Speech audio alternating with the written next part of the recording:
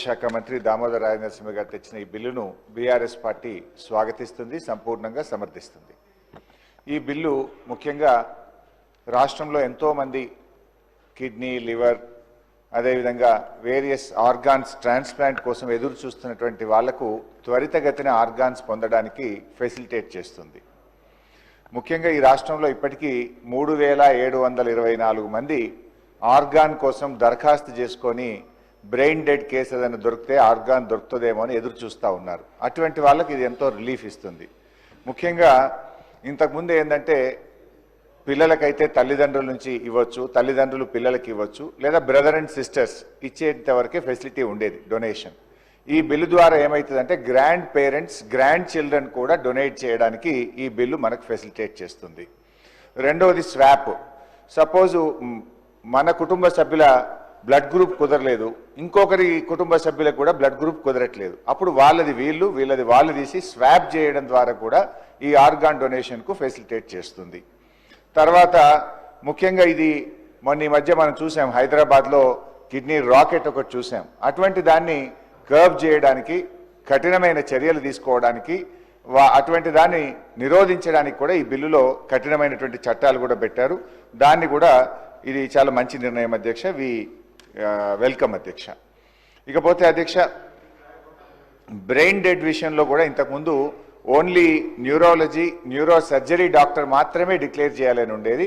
ఇక్కడ కొంచెం మరింత సింప్లిఫై చేసినారు. బ్రెయిన్ డెడ్ డిక్లరేషన్ విషయంలో మనకు అనెస్థెటిస్ట్ కానీ, అదేవిధంగా ఫిజిషియన్ కానీ, ఒక ఎంబీబీఎస్ డాక్టర్, ట్రైన్డ్ ఎంబీబీఎస్ డాక్టర్ను మనం ఆథరైజ్డ్ డాక్టర్గా డిక్లేర్ చేస్తే వాళ్ళు కూడా బ్రెయిన్ డెడ్ను డిక్లేర్ చేయొచ్చు. అప్పుడు ఏమైందంటే ఆ బ్రెయిన్ డెడ్ డిక్లరేషన్ జరిగి వెంటనే మనం అతన్ని తీసుకొచ్చి అతని యొక్క ఆర్గాన్స్ మనం తీసుకోగలిగితే మరో 10 మందికి ప్రాణం పోయొచ్చు. ఒకరు చనిపోతూ 10 మందికి ప్రాణదానం చేసేటువంటి ఒక గొప్ప కార్యక్రమం అధ్యక్ష.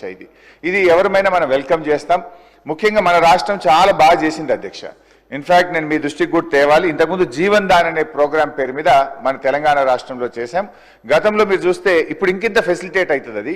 గతంలో మీరు చూస్తే అధ్యక్ష 2013లో 189 ఆర్గాన్ ట్రాన్స్ప్లాంట్స్ మన రాష్ట్రంలో జరిగితే, బీఆర్ఎస్ ప్రభుత్వం వచ్చిన తర్వాత 2014 233, 2015 364, 2016 411, 2017 563, 2018 573, 2019 469, 2020 కరోనా సంవత్సరం 257, దెన్ 2021 616, 2022 716, 2023 729, 2024 725 ట్రాన్స్ప్లాంట్ జరిగినాయి.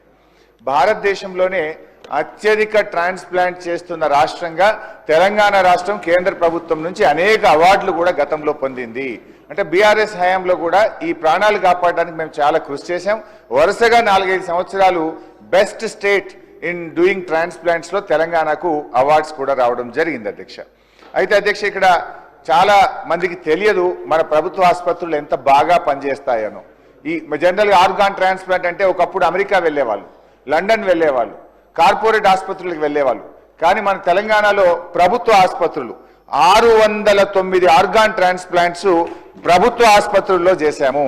లైక్ నిమ్స్, ఉస్మానియా, గాంధీ, మన ఆసుపత్రుల్లో 609 ట్రాన్స్ప్లాంట్ చేశాం. ఇక్కడ ఇంకా ఒక విషయం నేను చెప్పాల్సింది ఏంటంటే అధ్యక్ష, ఆర్గాన్ ట్రాన్స్ప్లాంట్ అంటే చాలా కాస్ట్లీగా మనం భావిస్తాం. ఏది కిడ్నీ కానీ, లివర్ కానీ, హార్ట్ కానీ, లంగ్ కానీ, ఇది చాలా కాస్ట్లీ, ఇది పెద్దోళ్ళు మాత్రమే చేసుకోగలుగుతారు, పేదోళ్ళు చేసుకోలేనటువంటిది అని అందరం భావిస్తూ ఉంటాం. కానీ గౌరవనీయులు కేసీఆర్ గారి నాయకత్వంలో అధ్యక్ష మేము ఈ ట్రాన్స్ప్లాంట్స్ అన్ని ₹1 లేకుండా ఆరోగ్యశ్రీ కింద 577 ట్రాన్స్ప్లాంట్స్ మా ప్రభుత్వంలో చేశాం. దాదాపు 20 లక్షల రూపాయల ఖర్చు అయ్యేటువంటి ఆర్గాన్ ట్రాన్స్ప్లాంట్ ను నయా పైసా ఖర్చు లేకుండా ప్రభుత్వ ఆసుపత్రుల్లో ఉచితంగా చేసినటువంటి విషయాన్ని మీ ద్వారా వారి దృష్టికి తెస్తున్నాం. ఇన్ఫాక్ట్ అధ్యక్ష కిడ్నీ ట్రాన్స్ప్లాంట్స్ లో అయితే ట్రాన్స్ప్లాంట్ అయినాక వాడే మందులు కూడా చాలా కాస్ట్లీ ఉంటాయి.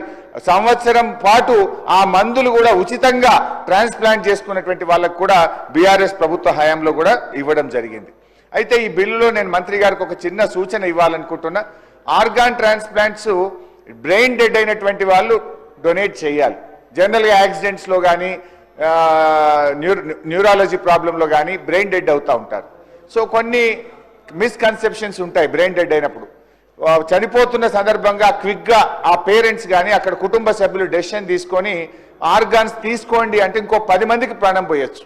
To encourage them. గతంలో మేము ఏం చేసే వాళ్ళమంటే వాళ్ళ ఫ్యామిలీ మెంబర్స్ని పిలిచి ఓ షాల్వా కప్పి వాళ్ళని సన్మానం చేసి వాళ్ళని గౌరవించే కొంచెం ప్రయత్నం చేసినాం. ఈ బిల్ వస్తుంది కదా, రూల్స్లో ఇంకొక 2-3 సజెషన్స్ కూడా నేను ఇవ్వాలనుకుంటున్నా. వీలైతే ఆర్గాన్ డొనేషన్ చేసిన ఆ డెడ్ బాడీకి ప్రభుత్వం అధికారికంగా వాళ్ళ యొక్క అంత్యక్రియలు జరిపేటట్టు, లేదా ఒక ఎంఆర్ఓ పోవడమో ఒక కలెక్టర్ పోవడమో లోకల్ ఎమ్మెల్యే గారు వెళ్ళి కొంచెం రెస్పెక్ట్ఫుల్గా చేస్తే ఇంకా మనం దీన్ని ఎంకరేజ్ చేసిన వాళ్ళం అవుతాం. ఎలాగో బ్రెయిన్ డెడ్ అయింది, ఆ మనిషిని కాపాడుకోలేం, కానీ తాను మరో 10 మందికి ప్రాణం దారబోయగలుగుతాడు కనుక ఆ కుటుంబ సభ్యులు ఒక మంచి నిర్ణయం తీసుకోవాలంటే వాళ్ళని ఎంకరేజ్ చేసే విధంగా ఉండాలి. ఒకవేళ వాళ్ళు పేదవాళ్ళు అయితే ఓ ఇందిరమ్మ ఇళ్ళ కింద డబుల్ బెడ్రూమ్ ఇల్లు ఇద్దాం, వాళ్ళ పిల్లల్ని గురుకుల పాఠశాలల్లో ఉచితంగా మన దాంట్లో చదివించే కార్యక్రమం చేద్దాం, లేదా వాళ్ళ కుటుంబ సభ్యులకు ఏదైనా ఇన్సూరెన్స్ లాంటిది, హెల్త్ ఇన్సూరెన్స్ లాంటిది ఇచ్చే ఆలోచన చేయండి, లేదా అట్లీస్ట్ ఈ ఫ్యూనరల్ అన్న ప్రభుత్వ పరంగా గౌరవంగా చేస్తామంటే మరింత మంది ముందుకు వచ్చి రాష్ట్రంలో ఎంతో మంది ప్రాణాలు కాపాడడానికి అవకాశం ఉంటుంది. నాకున్న సమాచారం మేరకు దాదాపు 3700 మంది ఆర్గాన్స్ కోసం ఇక బిక్కున ఎదురు చూస్తా ఉన్నారు. అంటే వాళ్ళ పాపం దొరకదా కుటుంబ సభ్యులు ఇవ్వని పరిస్థితుల్లో ఇలాంటి బ్రెయిన్ డెడ్ దానికోసం ఎదురు చూస్తుంటారు. అఫ్ కోర్స్ ఈ డెసిషన్ ఇవాళ గ్రాండ్ పేరెంట్స్ గ్రాండ్ చిల్డ్రన్ ఇవ్వచ్చు, స్వాప్ వచ్చింది, దీనివల్ల కొంత డెఫినెట్లీ ఇది యూస్ఫుల్. ఇంకా ఇలాంటి కొంత ఎంకరేజ్మెంట్ కూడా మంత్రి గారు ప్రపోజ్ చేయగలిగితే ఈ రాష్ట్ర ప్రజలకు మరింత మేలు జరుగుతుంది. ఇప్పటికే ఆర్గాన్ డొనేషన్ లో తెలంగాణకు దేశంలో మంచి పేరుంది, దీన్ని కొనసాగించాలని మరింత బాగా ముందుకు తీసుకుపోవాలని మీ ద్వారా మంత్రి గారిని కోరుతున్నాను. డాక్టర్ సంజయ్. ధన్యవాదాలు అధ్యక్ష. చాలా వరకు సీనియర్ శాసనసభ్యులు హరీష్ గారు అన్ని చెప్పినారు.